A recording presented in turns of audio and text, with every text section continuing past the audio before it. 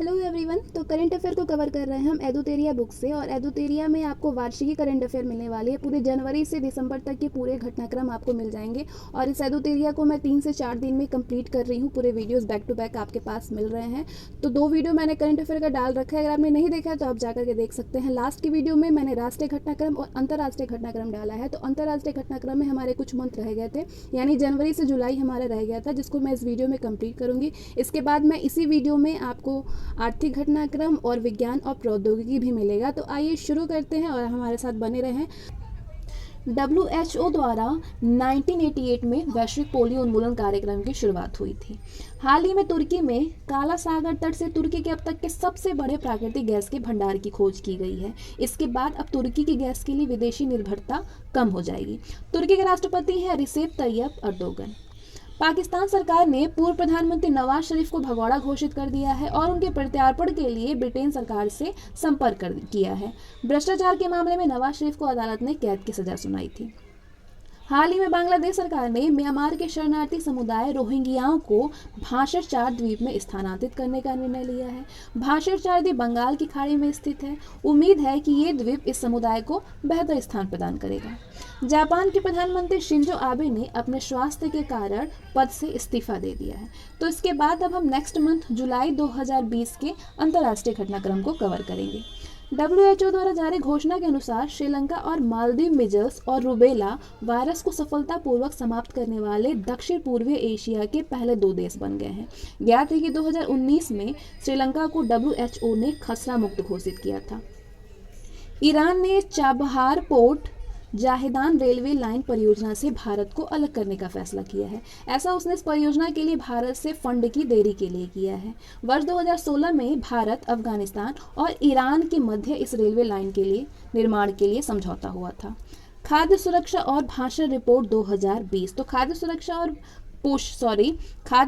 और पोषण रिपोर्ट 2020 संयुक्त राष्ट्र द्वारा जारी किया गया। इसके अनुसार विश्व की जनसंख्या का 8.9% यानी 690 मिलियन 2019 में भूख से प्रभावित रहा, जो कि 2018 की तुलना में 10 मिलियन अधिक है। अफ्रीकी देश बोत्सवाना में पिछले 2 महीने में 350 से अधिक हाथियों की मौत हो गई है, जिसके कारण का कोई भी पता नहीं चल पाया है। बोत्सवाना एक भू अवरुद्ध देश है, जो कि दुनिया के सबसे बड़ी हाथी की आबादी वाला देश है। हाथियों की आबादी ओकावांगू डेल्टा में पाई जाती है, जिसे कि 2014 में विश्व धरोहर सूची में शामिल किया गया। भारत ने बांग्लादेश को 10 ब्रॉडगेज डीजल इंजन सौंपा है। इससे बांग्लादेश की रेलवे शक्ति में काफ़ी वृद्धि होगी। इस प्रकार भारतीय रेल अपने पड़ोसी देश से बेहतर संबंध स्थापित करने में महत्वपूर्ण भूमिका निभा रही है। भारत ने उत्तर कोरिया को $1 मिलियन की चिकित्सा सहायता प्रदान की है। ये सहायता उत्तर कोरिया की डेमोक्रेटिक पीपुल रिपब्लिक में चल रहे WHO के तपेदिक यानी टीबी विरोधी कार्यक्रम के चलते प्रदान की गई है। मलेशिया के पूर्व प्रधानमंत्री नजीब रजाक को एक सरकारी निवेश कोष में अरबों डॉलर के गबन करने मामले में 12 साल की जेल की सजा सुनाई गई है। भारतीय जलवायु कार्यकर्ता अर्चना सोरेन को संयुक्त राष्ट्र महासचिव एंटोनियो गुटेरस ने अपने सलाहकार समूह में शामिल करने हेतु प्रस्ताव पारित किया है। हाल ही में H1N1 वायरस का प्रकार G4 फ्लू वायरस चीन में प्रकट हुआ है। ये वायरस सुअरों में पाया जाता है, लेकिन सुअर उद्योग से जुड़े कर्मचारियों में ये वायरस फैलने के बाद वैश्विक महामारी का रूप ले सकता है। भारत ने भूटान के येती क्षेत्र में, जो कि सक्तेंग वन्यजीव अभयारण्य का हिस्सा है, में सड़क निर्माण का प्रस्ताव रखा है। हालांकि इस क्षेत्र में चीन अपना दावा करता है। इस सड़क निर्माण से अरुणाचल प्रदेश के तवांग तक की दूरी को कम किया जा सकेगा। 15 जुलाई 2020 को 15वें भारत यूरोपीय संघ शिखर सम्मेलन का आयोजन वीडियो कॉन्फ्रेंस के जरिए किया गया। यूरोपीय संघ के वर्तमान अध्यक्ष चार्ल्स मिशेल हैं। EU में शामिल देश 27 हैं। पाकिस्तान और चीन के मध्य POK क्षेत्र में झेलम नदी पर 700 मेगावाट की आजाद पट्टन जल विद्युत परियोजना के लिए हस्ताक्षर हुए हैं। इससे पहले दोनों देशों के मध्य कोहाला जल विद्युत परियोजना को लेकर के समझौता हुआ था। विश्व में पहला गोल्ड प्लेटेड होटल जहां की हर चीज सोने की बनी है, वियतनाम की राजधानी हनोई में खोली गई है। इसका नाम डोल्से हनोई गोल्डन लेक है। इसे दक्षिण पूर्व एशिया का सबसे बड़ा लग्जरी होटल का खिताब दिया गया है। ऑपरेशन लीजेंड क्या है? अमेरिका में शुरू किया गया ये एक कानून प्रवर्तन पहल है। इसकी शुरुआत वहां के एक वर्षीय बच्चे की हत्या के बाद की गई थी। अमेरिका में लगातार हो रहे हिंसक अपराधों को नियंत्रित करने के लिए इस ऑपरेशन को शुरू किया गया है। चीन ने हांगकांग के लिए नया राष्ट्र सुरक्षा कानून पारित कर दिया है, जो कि 1 जुलाई से लागू हो गया है। इसके तहत हांगकांग में होने वाले सभी मामलों की सुनवाई का अधिकार अब चीन को है, जिसके हांगकांग के नागरिक को उनकी स्वायत्तता खत्म होने का डर है। यहाँ की व्यवस्था अब चीन की तरह हो जाएगी। इस कारण हांगकांग में विरोध प्रदर्शन देखे जा रहे हैं। इसके बाद आते हैं अब हम नेक्स्ट मंथ जून 2020 के घटनाक्रम को देखेंगे। जॉर्ज फ्लॉयड, ये एक अफ्रीकी अमेरिकी व्यक्ति हैं जिनकी मौत पर अमेरिका में राष्ट्रव्यापी विरोध किया गया। जॉर्ज ह्यूस्टन के रहने वाले थे। अमेरिका में उनकी मौत के बाद ब्लैक लाइव्स मैटर आंदोलन सामने आ गया। ये हिंसा के खिलाफ एक अभियान है। Kohala hydro power project. Kohala hydro power project क्या है? तो पीओके क्षेत्र में झेलम नदी पर कोहाला पन बिजली परियोजना के निर्माण हेतु चीन और पाकिस्तान के मध्य समझौता हुआ है। इस परियोजना का निर्माण चीन पाकिस्तान आर्थिक गलियारे के तहत किया जाएगा। पंचशील अभियान क्या है? भारत ने संयुक्त राष्ट्र सुरक्षा परिषद यानी यूएनएससी में एक निर्वाचित सीट को सुरक्षित रखने के उद्देश्य से पंचशील सिद्धांतों का शुभारंभ किया है। एशिया प्रशांत क्षेत्र का भारत एकमात्र उम्मीदवार देश है। हाल ही में पैंगोंग त्सो क्षेत्र को लेकर के भारत और चीन के मध्य विवाद उत्पन्न हो गया है। विवादित सीमा पैंगोंग झील लद्दाख क्षेत्र में स्थित है। हाल ही में भारत, आयरलैंड, मैक्सिको, केन्या और नॉर्वे को संयुक्त राष्ट्र सुरक्षा परिषद यानी यूएनएससी में 2 वर्ष 2021 और 22 के लिए गैर स्थायी सदस्य के रूप में चुना गया है। प्रत्येक वर्ष महासभा द्वारा 5 गैर स्थायी सदस्यों का चुनाव किया जाता है। हाल ही में अमेरिकी अंतरिक्ष एजेंसी नासा ने वॉशिंगटन डीसी में स्थित मुख्यालय का नाम बदल करके मैरी डब्ल्यू जैक्सन के नाम पर रखने का निर्णय लिया है। वह नासा की पहली अफ्रीकी अमेरिकी अश्वेत महिला इंजीनियर हैं। हाल ही में अमेरिका ने WHO यानी विश्व स्वास्थ्य संगठन के साथ अपने संबंधों को समाप्त कर दिया है। अमेरिका WHO के लिए निर्धारित इस धन का प्रयोग दुनिया भर की तात्कालिक आवश्यकताओं को पूरा करने के लिए करेगा। हाल ही में रूस के राष्ट्रपति व्लादिमीर पुतिन ने साइबेरिया में आपातकाल लगाने की घोषणा की है। ये घोषणा साइबेरिया के एक ऊर्जा संयंत्र भंडारण केंद्र से लगभग 20,000 टन डीजल बह जाने के कारण लिया गया है। इस ईंधन को आंबरनाया नदी में मिलने से रोकने के उपाय किए जा रहे हैं। स्विट्जरलैंड के दावोस में जनवरी 2021 में विश्व आर्थिक मंच यानी WEF का द्विन समिट का आयोजन किया जाएगा। इससे पूर्व जनवरी 2020 में WEF का 50वां शिखर सम्मेलन भी दावोस में आयोजित किया गया था। हाल ही में भारत ने भूटान के साथ पर्यावरण संरक्षण और प्राकृतिक संसाधनों के प्रबंधन को लेकर के समझौता किया। PM लोटे शेरिंग है। भारत के डेनमार्क के साथ मिलकर बिजली के क्षेत्र में भारत ने डेनमार्क के साथ बिजली के क्षेत्र में सहयोग बढ़ाने हेतु समझौता किया है। इसमें पवन ऊर्जा, दीर्घकालिक ऊर्जा और बिजली खरीद आदि शामिल हैं। पाकिस्तान की राजधानी इस्लामाबाद में पहला हिंदू मंदिर बनाने का कार्य शुरू किया गया। इस मंदिर का नाम श्री कृष्ण मंदिर होगा। 29 जून को भारत और भूटान के बीच एक संयुक्त उद्यम पन बिजली परियोजना के निर्माण को लेकर के हस्ताक्षर हुए हैं। ये परियोजना भूटान के खोलोकचू नदी जलमार्ग पर स्थित होगी। इसकी क्षमता 600 मेगावाट है। ज्ञात है कि अगस्त 2019 में भारत और भूटान के बीच मांगदेछू जल विद्युत परियोजना का उद्घाटन किया गया था। इसके बाद आते हैं अब हम नेक्स्ट मंथ मई 2020। तो 4 मई 2020 को नाम यानी नन एलिगेंट मूवमेंट वार्षिक शिखर सम्मेलन का आयोजन वीडियो कॉन्फ्रेंसिंग के जरिए अजरबैजान में किया गया था, जिसमें प्रधानमंत्री मोदी ने हिस्सा लिया। इसकी स्थापना 1961 में बेलग्रेड में हुई थी। वियतनाम में भारतीय पुरातत्व सर्वेक्षण विभाग को 1100 साल पुराना शिवलिंग मिला। हाल ही में नेपाल ने 19 मई 2020 एक नए मानचित्र को मंजूरी दी है, जिसमें काला पानी, लिपुलेख और लिपियाधुरा को शामिल किया गया है, जबकि लिपुलेख और काला पानी क्षेत्र पर भारत अपना दावा करता है। हाल ही में ईरान ने अपने देश की मुद्रा रियाल का नाम बदल करके टोमन करने का निर्णय लिया है। ऐसा उसने मुद्रास्फीति से निपटने के लिए किया है। 1 टोमन इक्वल टू 10,000 रियाल होता है।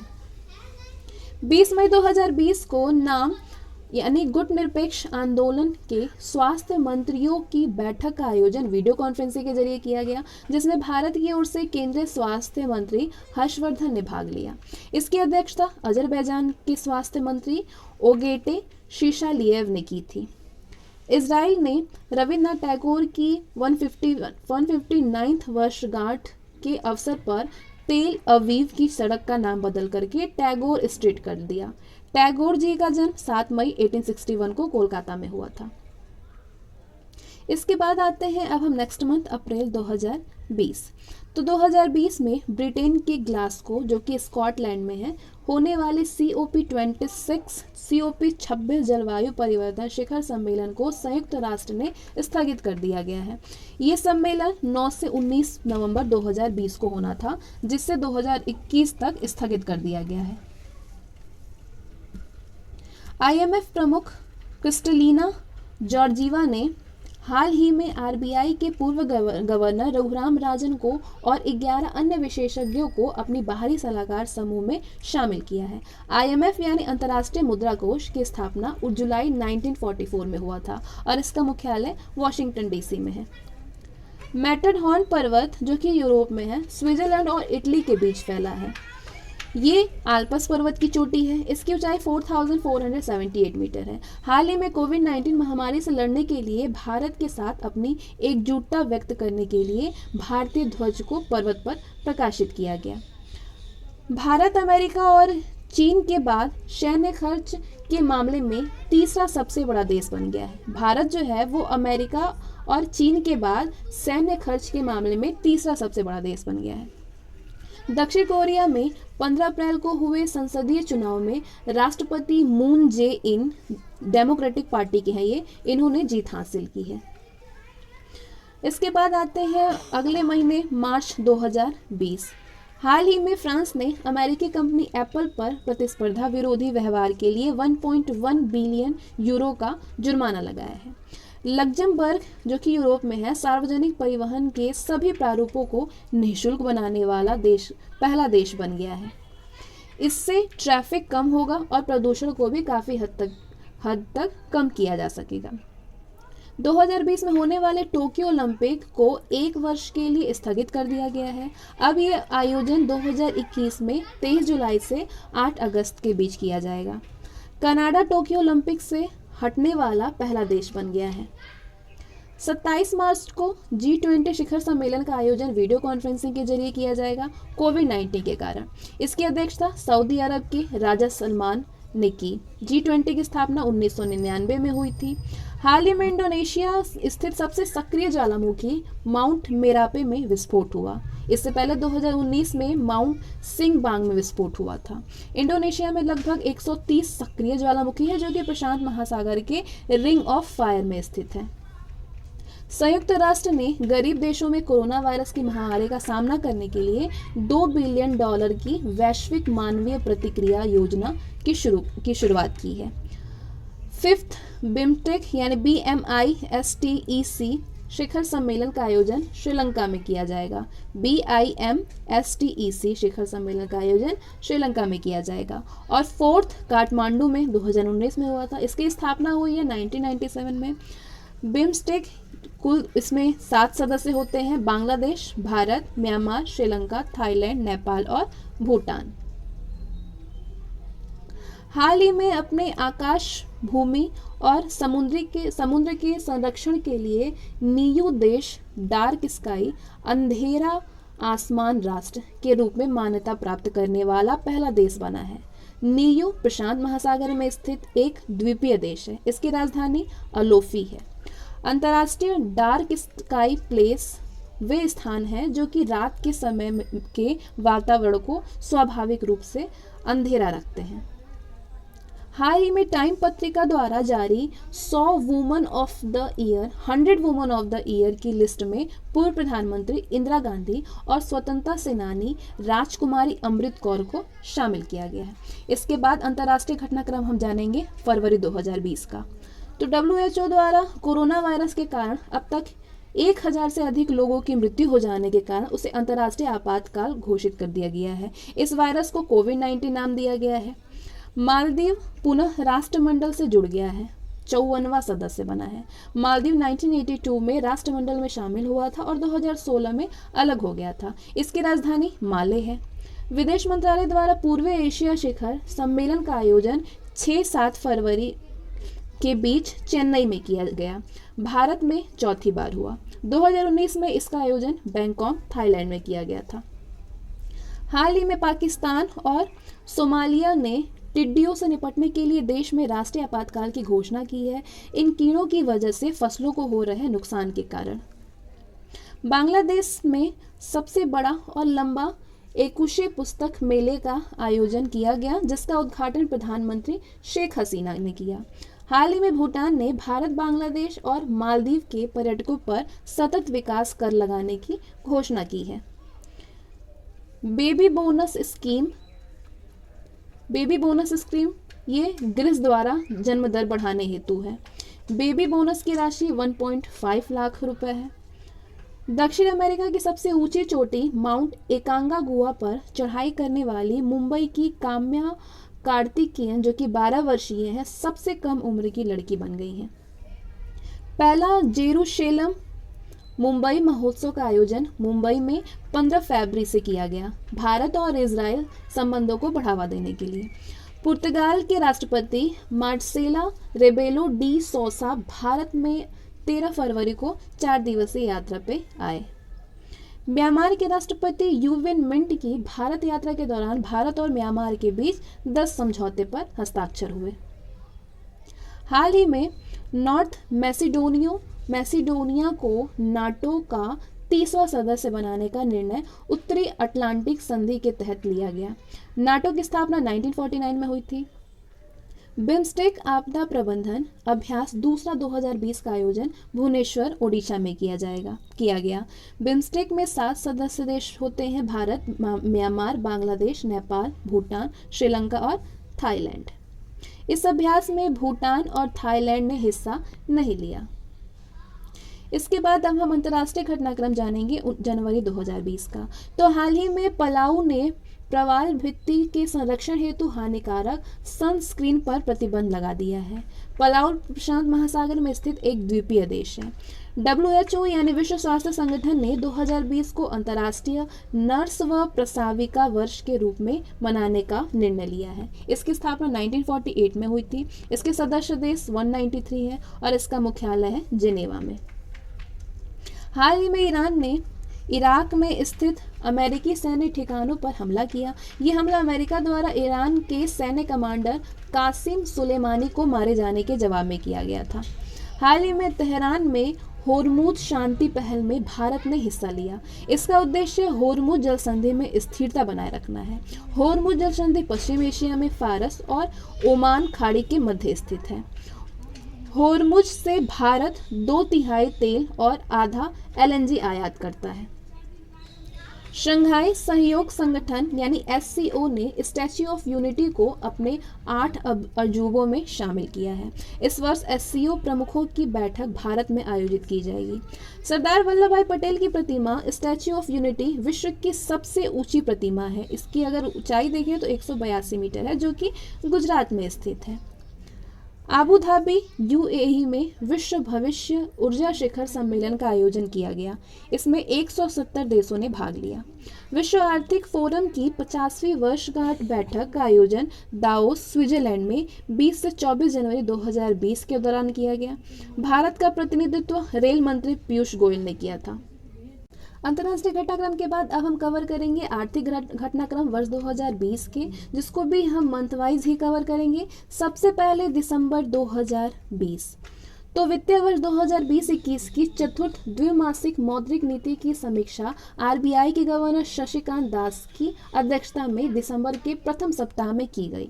नीतिगत दरों में कोई परिवर्तन नहीं करने का फैसला किया गया। तो ये जो आप देख सकते हैं ये है प्रमुख बैंकिंग दरें और ये दिया हुआ है दिसंबर 2020 तक की स्थिति। तो रेपो दर 4% है, रिवर्स रेपो दर कितना है 3.35% है, बैंक दर है 4.25%। दिसंबर 2020 तक की स्थिति आप देख सकते हैं। ये नगद आरक्षित अनुपात यानी CRR है 3% और वैधानिक तरलता अनुपात यानी SLR 18% है। तो रेपो दर 4% है, रिवर्स रेपो दर 3.35% है, बैंक दर है 4.25%, CRR है 3% और SLR है 18%।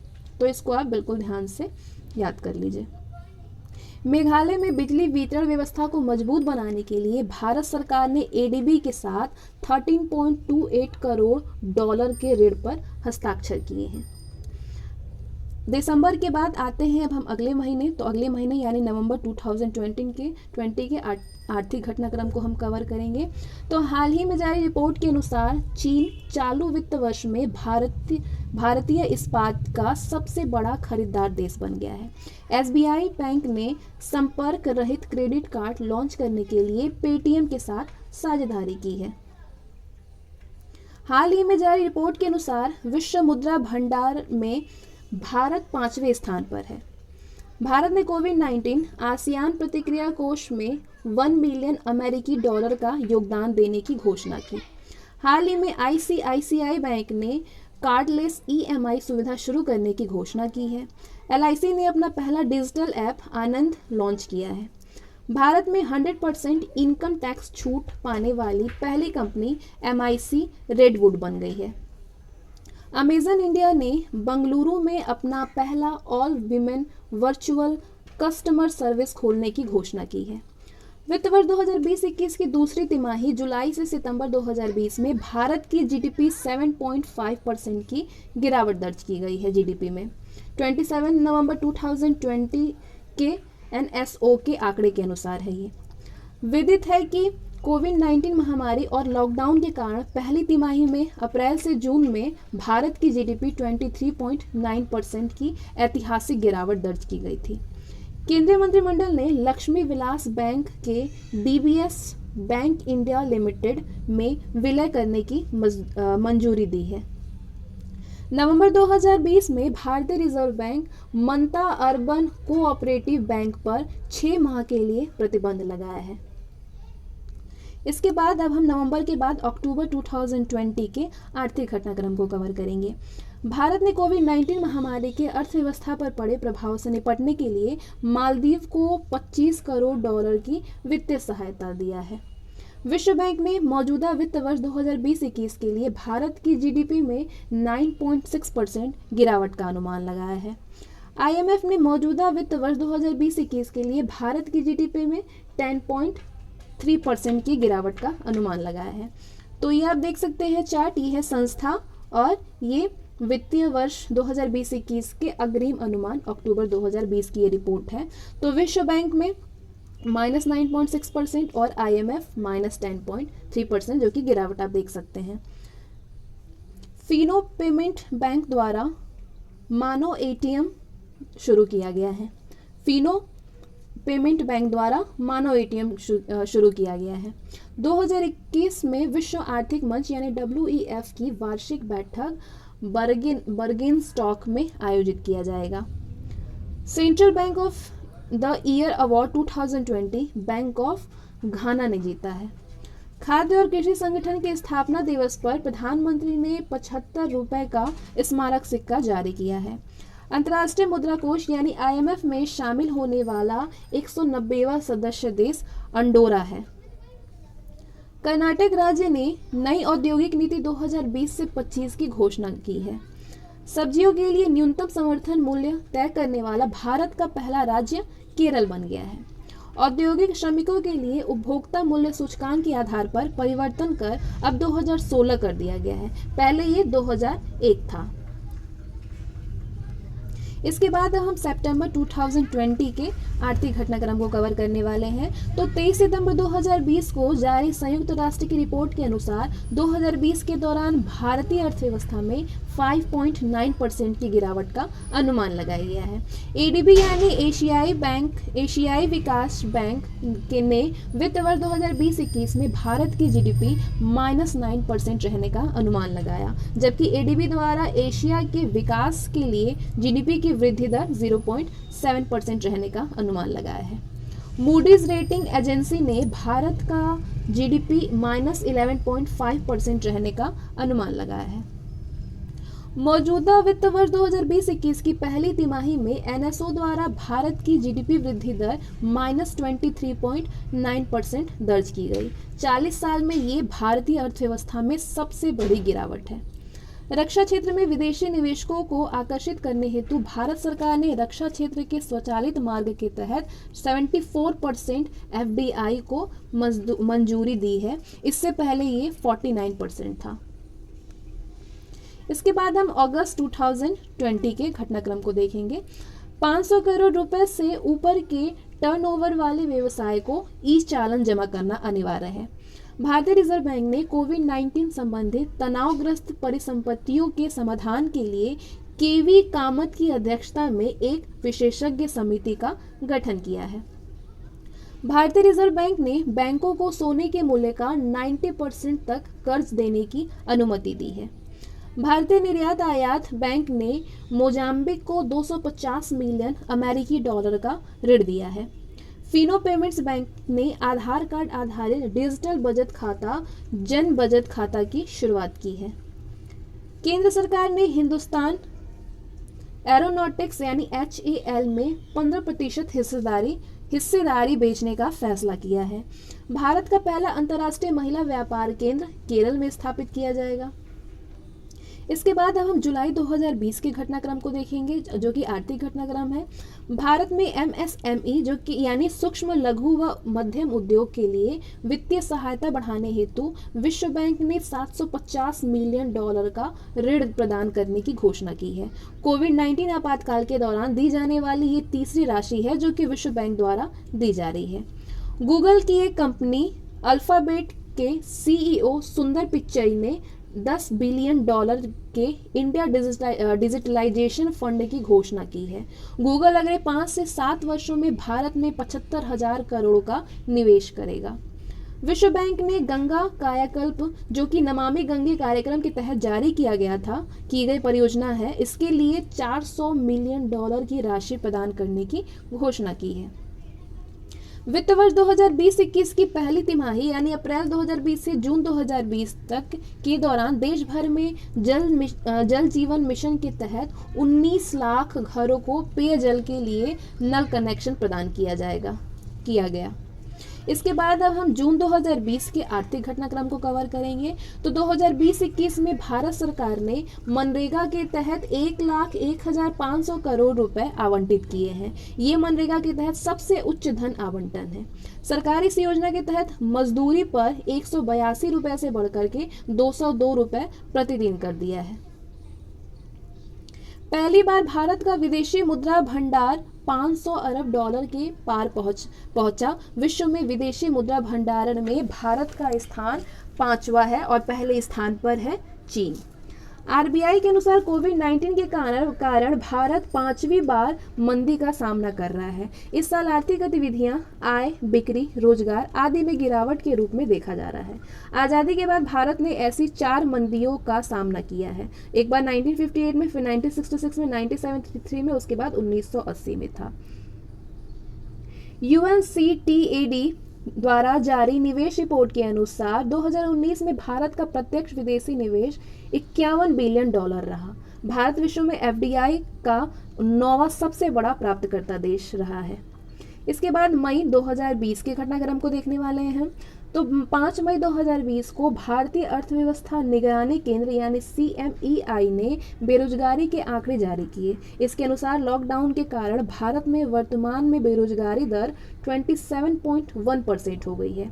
भारत में इस समय 121.5 मिलियन लोग बेरोजगार हुए हैं। 12 मई को प्रधानमंत्री ने आत्मनिर्भर भारत अभियान की घोषणा की है, जिसके तहत 20 लाख करोड़ के पैकेज की घोषणा की गई है। इस योजना में किसानों, मजदूरों, कुटीर उद्योगों, सूक्ष्म और लघु एवं मध्यम उद्योगों को विशेष रूप से प्रोत्साहित किया जाएगा। महाराष्ट्र में राजमार्गों के निर्माण हेतु भारत सरकार ने एडीबी के साथ 177 मिलियन डॉलर का समझौता किया है। इसके बाद अप्रैल 2020 म्यूचुअल फंडों के लिए विशेष नकदी सुविधा योजना के तहत आरबीआई ने 50,000 करोड़ की राशि प्रदान करने की घोषणा की है। भारतीय निजी क्षेत्र के बैंक आईसीआईसीआई बैंक ने व्हाट्सएप पर बैंकिंग सेवाओं को शुरू किया है। इसके तहत ग्राहकों को उनके बचत खाते की राशि, लेन देन, क्रेडिट कार्ड की सीमा आदि कई जानकारियां उपलब्ध हो सकेगी। साथ ही आईसीआईसीआई बैंक ने अलेक्सा और गूगल असिस्टेंट पर वॉइस बैंकिंग सेवा भी शुरू की है। केंद्र सरकार ने अगले 6 महीने के लिए 21 अक्टूबर तक बैंकिंग सेवाओं को सार्वजनिक उपयोगिता सेवा के रूप में घोषित किया है। इस दौरान कोई भी बैंकिंग कर्मचारी और अधिकारी हड़ताल नहीं कर सकेंगे। 28 अप्रैल को एडीबी ने भारत को कोविड-19 के प्रसार को रोकने के लिए 1.5 बिलियन डॉलर के ऋण को मंजूरी दी है। इसके बाद अब नेक्स्ट मंथ मार्च 2020 हाल ही में सेबी ने शिकायत निवारण प्रणाली में शिकायत दर्ज करने के लिए निवेशकों की सहायता हेतु सेबी स्कोर्स मोबाइल एप्लीकेशन जारी किया है। हाल ही में 5 मार्च 2020 को भारतीय रिजर्व बैंक ने यस बैंक पर 1 महीने की पाबंदी लगाई है। यस बैंक के घाटे में जाने के कारण आरबीआई ने इस बैंक में पूंजी निवेश के लिए एसबीआई बैंक को चुना है। हाल ही में एसबीआई बैंक ने सभी बचत खातों के लिए न्यूनतम बैलेंस राशि की आवश्यकता को समाप्त कर दिया है।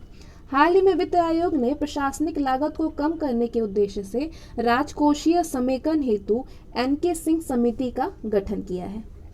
हाल ही में एसआईडीबीआई यानी भारतीय लघु उद्योग विकास बैंक ने उद्यमियों को बढ़ावा देने के उद्देश्य से स्वावलंबन एक्सप्रेस ट्रेन प्रारंभ किया है।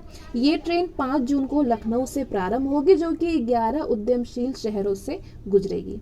इसके बाद नेक्स्ट मंथ फरवरी 2020 आरबीआई ने डिजिटल भुगतानों के सही आकलन के लिए डिजिटल भुगतान सूचकांक प्रारंभ करने की घोषणा की है। सार्वजनिक उपक्रम सर्वेक्षण 2018-19 के अनुसार सबसे अधिक मुनाफे वाली कंपनी है ओएनजीसी। हाल ही में national payment corporation of India ने किसे यूपीआई सेवा की मंजूरी दी है, तो व्हाट्सएप को दी है। हाल ही में किसे इस वर्ष के एशिया प्रशांत रीजन के सर्वश्रेष्ठ बैंकर के रूप में चुना गया है? शशिकांत दास को चुना गया है। केंद्र सरकार ने किस एयरलाइन में 100% हिस्सेदारी बेचने की घोषणा की है? एयर इंडिया में। इसके बाद नेक्स्ट मंथ जनवरी 2020 तो CEBR यानी United kingdom best centre for economics and business research के अनुसार 2026 तक भारत जर्मनी को पीछे छोड़ विश्व की चौथी बड़ी अर्थव्यवस्था बन जाएगा। वर्तमान में भारत विश्व की 5वीं सबसे बड़ी अर्थव्यवस्था है। केंद्रीय आवास व शहरी मंत्रालय ने दीनदयाल अंत्योदय योजना राष्ट्रीय शहरी आजीविका मिशन के लिए फ्लिपकार्ट के साथ समझौता किया है। इसका उद्देश्य है स्थानीय कामगारों को बाजार उपलब्ध कराना। आरबीआई द्वारा वित्तीय समावेशन हेतु राष्ट्रीय रणनीति नामक रिपोर्ट जारी की गई है। रिपोर्ट में आरबीआई ने बैंकों को ग्रामीण व पहाड़ी क्षेत्रों में मार्च 2020 तक अपने आउटलेट्स बढ़ाने को कहा है। एसबीआई बैंक ने एटीएम निकासी पर ओटीपी की सुविधा शुरू की है। आर्थिक घटनाक्रम के बाद हम रक्षा विज्ञान और प्रौद्योगिकी को कवर करने वाले हैं। वर्ष 2019-20 की ये घटना है, जिसको भी हम मंथली कहीं करेंगे, मंथ वाइज करेंगे। सबसे पहले दिसंबर 2020 चीन ने पहली बार कृत्रिम सूर्य परमाणु सैन्य रिएक्टर का सफलतापूर्वक परीक्षण किया। इसका मुख्य उद्देश्य कार्बन मुक्त ऊर्जा यानी सोलर एनर्जी का निर्माण करना है। पासेक्स 2020 भारतीय नौसेना और रूस की नौसेना के बीच पूर्वीय हिंद महासागर में यह अभ्यास संपन्न किया गया। PASSEX 2020 चीन ने अपने चांग 5 मिशन के तहत चांद पर झंडा फहराने की उपलब्धि हासिल की है। ऐसा करने वाला चीन दुनिया का दूसरा देश बन गया है। इससे पहले अमेरिका ने 1969 में अपोलो मिशन के दौरान चांद पर झंडा फहराया था। तो दिसंबर के बाद आते हैं नवंबर 2020 पे। मिशन सागर सेकंड के तहत भारतीय नौसेना जहाज INS ऐरावत 100 टन खाद्य सामग्री की सहायता लेकर के सूडान पहुंचा। इसके बाद कोविड महामारी से निपटने के लिए जिबूती, इरिट्रिया आदि देशों को सहायता दी जाएगी। भारत, अमेरिका, जापान और ऑस्ट्रेलिया की नौसेनाओं के बीच बंगाल की खाड़ी में 4 दिनों तक मालाबार युद्धाभ्यास का आयोजन किया गया। CARAT बांग्लादेश 2020। तो बांग्लादेश और अमेरिका की नौसेनाओं के बीच नौसैनिक अभ्यास का आयोजन बंगाल की खाड़ी में किया गया है। DRDO ने ओडिशा के चांदीपुर तट से पिनाका रॉकेट प्रणाली का सफल परीक्षण किया है। सागर कवच क्या है? ओडिशा के पाराद्वीप तट पर ओडिशा और पश्चिम बंगाल सरकार ने संयुक्त रूप से तटीय सुरक्षा अभ्यास का आयोजन किया। बुल स्ट्राइक, भारत की तीनों सेनाओं ने अंडमान निकोबार द्वीप के टेरेसा आइलैंड में 3 दिवसीय युद्धाभ्यास का आयोजन किया, जिसका कोड रखा बुल स्ट्राइक। इसरो ने PSLV C49 EOS-01 के जरिए अपने 91वें मिशन को लॉन्च किया है। इसके द्वारा 10 अन्य उपग्रहों को भी लॉन्च किया जाएगा। इस प्रक्षेपण यान को आंध्र प्रदेश के श्रीहरिकोटा के सतीश धवन अंतरिक्ष केंद्र से लॉन्च किया गया है। चीन ने दुनिया का पहला 6G एक्सपेरिमेंटल सैटेलाइट को अंतरिक्ष में सफलतापूर्वक लॉन्च किया है। ये चीन की लॉन्ग मार्च श्रृंखला का 391वां उपग्रह है। भारतीय नौसेना ने मुंबई के मंझगांव में 50वीं स्कॉर्पिन पनडुब्बी वागीर को लॉन्च किया है। वागीर भारत में बनाई जा रही कलवरी श्रृंखला की 6 पनडुब्बियों में से एक है वागीर। ये भारतीय नौसेना के प्रोजेक्ट 75 के तहत बनाई गई है। भारतीय नेविगेशन उपग्रह प्रणाली IRNSS को अंतरराष्ट्रीय समुद्री संगठन यानी IMO द्वारा हिंद महासागर क्षेत्र में संचालन के लिए मान्यता प्रदान की गई है। प्रथम 3 है अमेरिका, रूस और चीन। DRDO द्वारा हैवी वेट टॉर्पीडो यानी HWT वरुणास्त्र को मंजूरी प्रदान की है। ये लगभग पूरी तरह स्वदेशी है, जो कि 74 किलोमीटर प्रति आवर की गति से वार करता है। नवंबर 2020 में भारत और थाईलैंड के मध्य 30वां कॉर्पेट नौसैनिक अभ्यास का आयोजित किया गया। चांग-ई 5 ये चीन द्वारा प्रक्षेपित चंद्र मिशन है। चांग-ई 5 इसका उद्देश्य है चांद से पृथ्वी पर शैल खंड एवं मलबा लाना। लक्ष्मी विलास बैंक और DBS बैंक के विलय के प्रस्ताव को केंद्रीय मंत्रिमंडल ने मंजूरी प्रदान की है। क्रू वन मिशन 1 के माध्यम से नासा और स्पेस एक्स ने मिलकर के 4 अंतरिक्ष यात्रियों को अंतरिक्ष स्टेशन के लिए लॉन्च किया है। 17 नवंबर को भारत, अमेरिका, जापान और ऑस्ट्रेलिया की नौसेनाओं ने मालाबार युद्धाभ्यास के दूसरे चरण का शुभारंभ किया है। संयुक्त राष्ट्र ने कोविड-19 से जुड़ी गलत सूचनाओं को नियंत्रित करने के उद्देश्य से टीम हेलो का गठन किया है।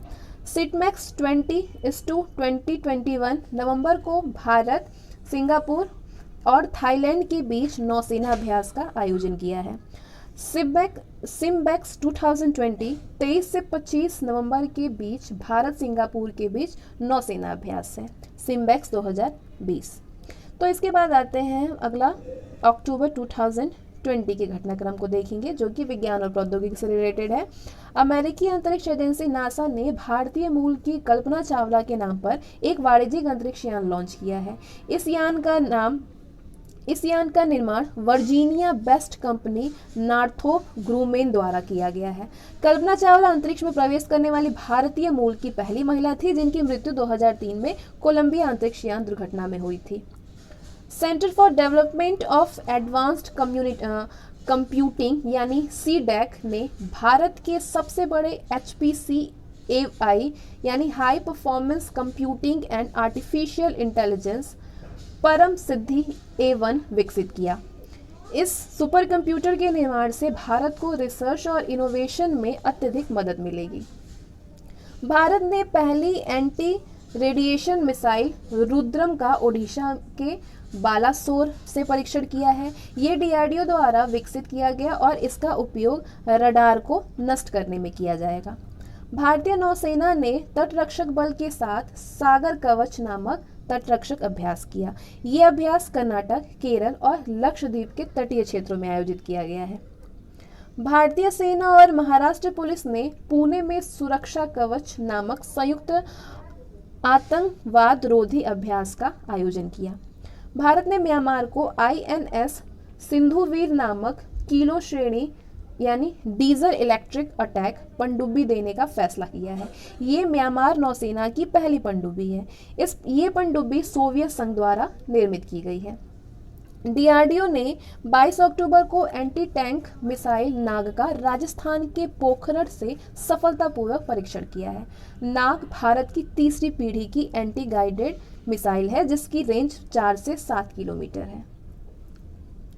नाटो यानी उत्तरी अटलांटिक संधि संगठन ने जर्मनी के रैमस्टीन में नया अंतरिक्ष केंद्र स्थापित करने की घोषणा की है। ये केंद्र उपग्रहों के लिए संभावित खतरों की जानकारी प्रदान करेगा। हाल ही में भारत और अमेरिका 2+2 वार्ता के दौरान दोनों देशों ने 2022 तक NASA ISRO synthetic aperture radar यानी निसार की लॉन्च करने की घोषणा की है। ये राडार दोहरी आवृत्ति वाले संकेतों को प्रसारित करने वाला पहला उपग्रह है। नवंबर 2020 में चीन दुनिया के पहले उत्खनन रोबोट एस्टेरॉयड माइनिंग रोबोट को अंतरिक्ष में भेजेगा। ये रोबोट एस्टेरॉयड पर मूल्यवान खनिज संसाधन का पता लगा करके उसका खनन करेगा। नासा के एक एरोबन टेलीस्कोप सोफिया के डाटा पर उपयोग कर शोधकर्ताओं ने चंद्रमा के रोशनी वाले सतह पर पानी के होने का पता लगाया है। भारतीय थल सेना प्रमुख मनोज मुकुंद नरखने ने विशाखापट्टनम में भारत की चौथी एंटी सबमरीन आईएनएस कावरती को भारतीय नौसेना में शामिल किया है। नासा ने चंद्रमा पर पहला सेलुलर नेटवर्क स्थापित करने के लिए नोकिया को चुना है। ये नेटवर्क चंद्रमा पर 4G संचार प्रणाली विकसित करेगा। नासा ने 2024 तक मानव को चंद्रमा पर भेजने और मिशन अर्टेमिस के तहत वहां लंबे समय तक रहने के लिए खुदाई करने का लक्ष्य रखा है।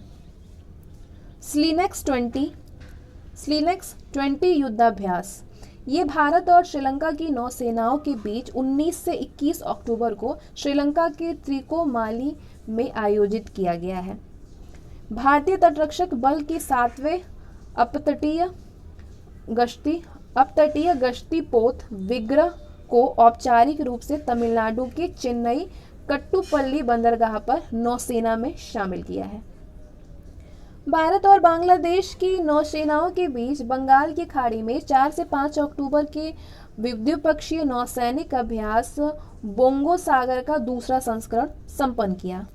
रूस ने अपनी सबसे तेज हाइपरसोनिक क्रूज मिसाइल जिरकॉन का सफल परीक्षण किया। ये मिसाइल 4.5 मिनट में 450 किलोमीटर की दूरी तय कर अपने लक्ष्य को भेद कर सकती है। तो इसके बाद आते हैं अक्टूबर के बाद हम नेक्स्ट मंथ सितंबर 2020 राफेल लड़ाकू विमान उड़ने वाली शिवांगी सिंह जो कि वाराणसी से हैं भारत की पहली महिला फाइटर पायलट बन गई हैं। भारतीय नौसेना में पहली बार 2 महिला अधिकारियों सब लेफ्टिनेंट कुमुदनी त्यागी और सब लेफ्टिनेंट रीति सिंह को युद्धपोत पर तैनात किया गया। इन्हें हेलीकॉप्टर स्ट्रीम में ऑब्जर्व के पद पर नियुक्त किया गया है। डीआरडीओ ने 22 सितंबर 2020 को ओडिशा के बालासोर में अभ्यास हीट यानी high speed expendable aerial target वाहन का सफल उड़ान परीक्षण किया है। भारत ने दुनिया का सबसे बड़ा सोलर ट्री विकसित किया है जिसकी हरित ऊर्जा उत्पादन क्षमता 12,000 से 14,000 इकाई है। इसे CSIR जो कि विज्ञान एवं प्रौद्योगिकी मंत्रालय के तहत कार्य करता है ने विकसित किया है। भारतीय अंतरिक्ष वैज्ञानिक ने ब्रह्मांड में 9.3 अरब प्रकाश वर्ष दूर स्थित एक आकाशगंगा की खोज की है। यह आकाशगंगा अंतरिक्ष प्रौद्योगिकी क्षेत्र में भारत को विशिष्ट पहचान प्रदान करेगा। अमेरिकी अंतरिक्ष कंपनी नॉर्थरोप ग्रूमैन ने भारतीय मूल की अंतरिक्ष यात्री कल्पना चावला के नाम पर अपने अगले स्पेसक्राफ्ट का नाम रखा है। वर्ष 2003 में अंतरिक्ष में जाने वाली पहली भारतीय महिला थी कल्पना चावला। अंतरिक्ष वैज्ञानिकों ने पहली बार शुक्र ग्रह पर फॉस्फीन नामक गैस की खोज की है। इस खोज में शुक्र पर जीवन की संभावना जताई जा रही है। अमेरिका रक्षा विज्ञान द्वारा जारी 2020 की रिपोर्ट के अनुसार चीन की नौसेना दुनिया की सबसे बड़ी नौसेना है। इसके बाद आते हैं नेक्स्ट मंथ अगस्त 2020, प्रोजेक्ट चीता। चीन के साथ बढ़ते विवाद को ध्यान में रखते हुए भारतीय सशस्त्र बलों द्वारा 3500 करोड़ की परियोजना प्रोजेक्ट चीता को पुनः शुरू करने का निर्णय लिया गया है। इसके तहत 90 हेरॉन ड्रोन को अत्याधुनिक बम और एंटी टैंक मिसाइलों से अपग्रेड किया जाएगा।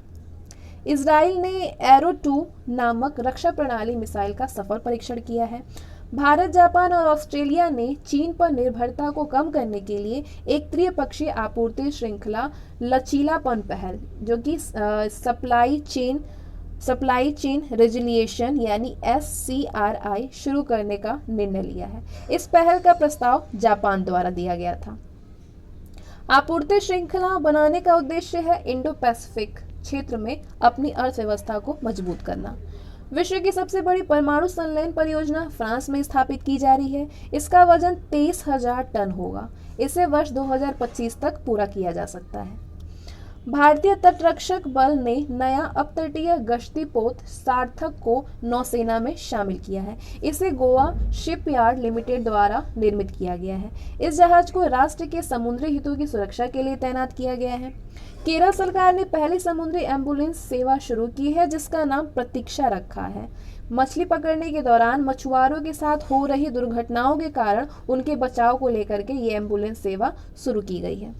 इसके बाद आते हैं नेक्स्ट मंथ जुलाई 2020। ब्राजील द्वारा विकसित पहला पृथ्वी अवलोकन उपग्रह अमेजोनिया फर्स्ट उपग्रह को वर्ष 2020 में इसरो द्वारा लॉन्च किया जाएगा।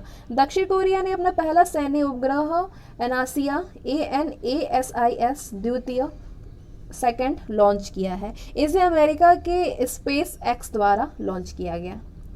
इजराइल ने ओफेक 16 नामक एक जासूसी उपग्रह का सफलतापूर्वक परीक्षण किया है। इसके जरिए वो ईरानी परमाणु गतिविधियों पर नजर रख सकेगा।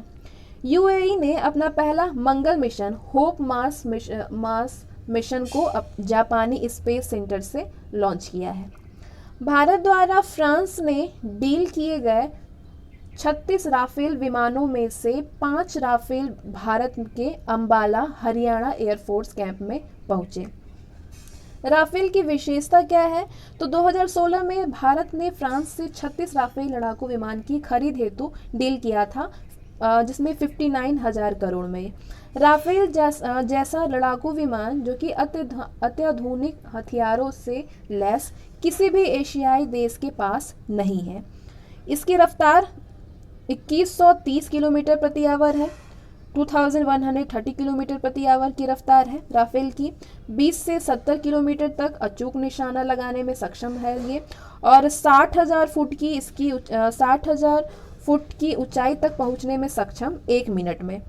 24,500 किलोग्राम वजन ले जाने में सक्षम है राफेल। फ्रांस की डेसाल्ट कंपनी द्वारा निर्मित है।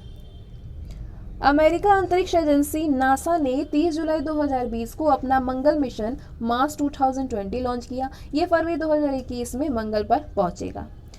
जिलैंडिया क्या है? वैज्ञानिकों द्वारा जिलैंडिया नामक एक लघु महाद्वीप की खोज की गई है, जो कि 100 मिलियन वर्ष पहले अंटार्कटिका से और उसके बाद ऑस्ट्रेलिया से अलग हो गया था। ये दक्षिण प्रशांत महासागर में स्थित है और न्यूजीलैंड इसी का भूभाग है। तो इसके बाद आते हैं नेक्स्ट मंथ जून 2020।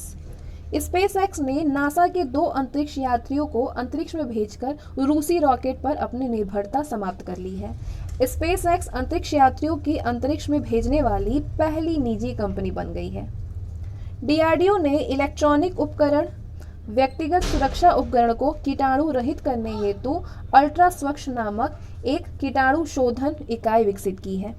अमेरिकी अंतरिक्ष यात्री और समुद्री वैज्ञानिक कैथी सुलीवन पृथ्वी के सबसे गहरे बिंदु चैलेंजर द्वीप में पहुंचने वाली पहली महिला बन गई हैं। चैलेंजर डीप प्रशांत महासागर के मेरियाना ट्रेंच में स्थित है। ये समुद्र तल से 10,902 मीटर गहरा है। हाल ही में आईआईटी बॉम्बे के शोधकर्ताओं ने स्वदेशी रिसीवर चिप विकसित किया है जिसे ध्रुव नाम दिया गया है। इसका प्रयोग देश के स्थानों का सटीक पता लगाने के लिए स्मार्टफोन और नेविगेशन उपकरणों नेविक और जीपीएस में किया जाएगा।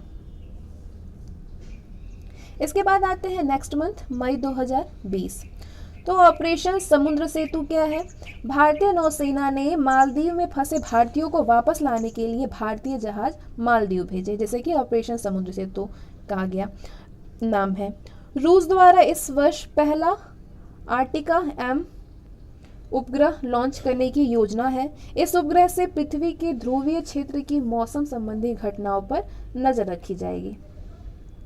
चीन ने अंतरिक्ष यात्रियों को चांद पर भेजने के लिए एक नया रॉकेट लॉन्ग मार्च 5B लॉन्च किया है। ये रॉकेट चीन को तियागोंग नामक अंतरिक्ष स्टेशन के निर्माण में भी सहायता करेगा।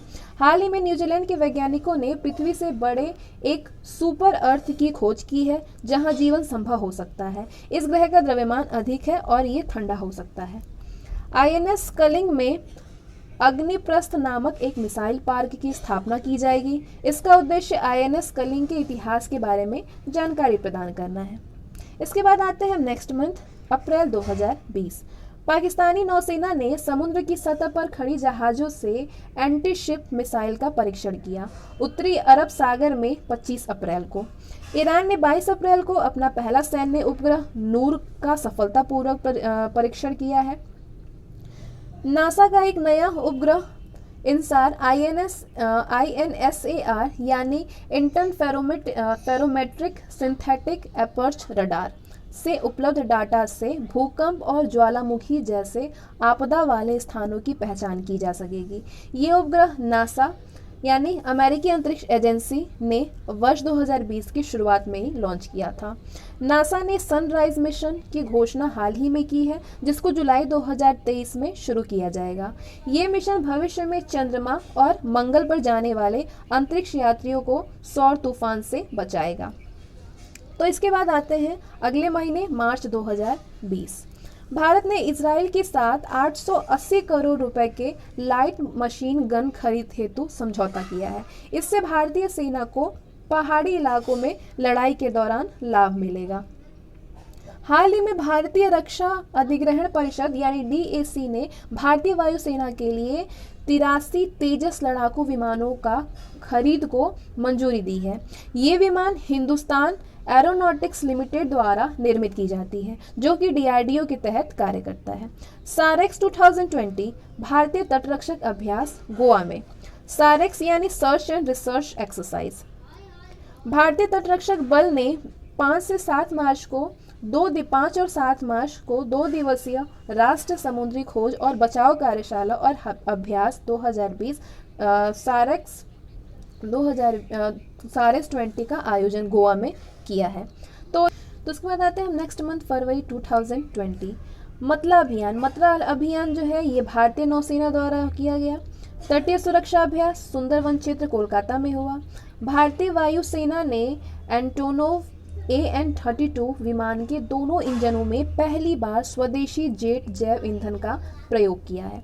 हाल ही में वैज्ञानिकों द्वारा ब्रुनेई में खोजी गई घोंघे की नई प्रजाति का नाम ग्रेटा थूनबर्ग के नाम पर रखा गया। ग्रेटा थूनबर्ग स्वीडन की 16 वर्षीय लड़की है जिसने जलवायु परिवर्तन की दिशा में बेहतरीन कार्य किया है। हाल ही में इन्हें time person of the year के रूप में चुना गया है।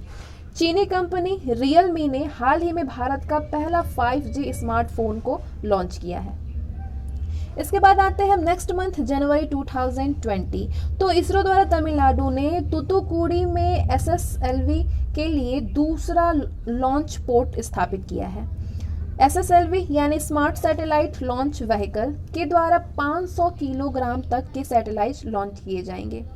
भारत ने रूस के साथ 1,00,000 AK-203 असॉल्ट राइफल्स के आयात के लिए समझौता किया है। इसरो द्वारा कर्नाटक के चिल्लाकेरे में मानव अंतरिक्ष उड़ान केंद्र यानी HSFC की स्थापना की जाएगी। भारत के जीसैट 30 उपग्रहों को जो इसरो द्वारा निर्मित है, फ्रेंच गुयाना से लॉन्च किया गया। ये एक संचार उपग्रह है जो कि 15 वर्षों तक कार्य करेगा। हाल ही में BrahMos missile Sukhoi 30 MKI aircraft के पहले स्क्वाड्रन टाइगर शार्क्स 2022 को भारतीय वायुसेना में शामिल किया गया है। तो इसके साथ ही हमारा अंतर्राष्ट्रीय घटनाक्रम, आर्थिक घटनाक्रम और विज्ञान, रक्षा और प्रौद्योगिकी के खत्म होते हैं। तो इसके बाद हम नेक्स्ट वीडियो मिलेंगे जिसमें कि हम आगे के घटनाक्रम को भी कवर करेंगे। आपके काफ़ी करंट अफेयर में आपके काफ़ी योजनाएं भी आएंगी और कुछ प्रैक्टिस सेट्स भी मैं लेके आऊँगी जो कि एडोतेरिया से लिया गया है और ये आपके लिए बहुत ही ज़्यादा इंपॉर्टेंट होगा। तो इसके अलावा आपको कुछ भी करंट अफेयर पढ़ने की ज़रूरत नहीं पड़ेगी। तो इसको पढ़ के आप करंट अफेयर के लिए बिल्कुल प्रिपेयर हैं। और अगर सब्जेक्ट की बात करें तो उसके लिए मैंने लूसेंट 2020 एडिशन डाल रखा है। अगर आप लोगों ने नहीं देखा है तो आप जाकर के प्लेलिस्ट में देख सकते हैं। आपको सारे सब्जेक्ट बहुत ही कम समय में आपको बहुत सारे इंपॉर्टेंट और यूजफुल चीज़ें मिल जाएंगी। सो फिर मिलते हैं नेक्स्ट वीडियो में, तब तक के लिए बाय।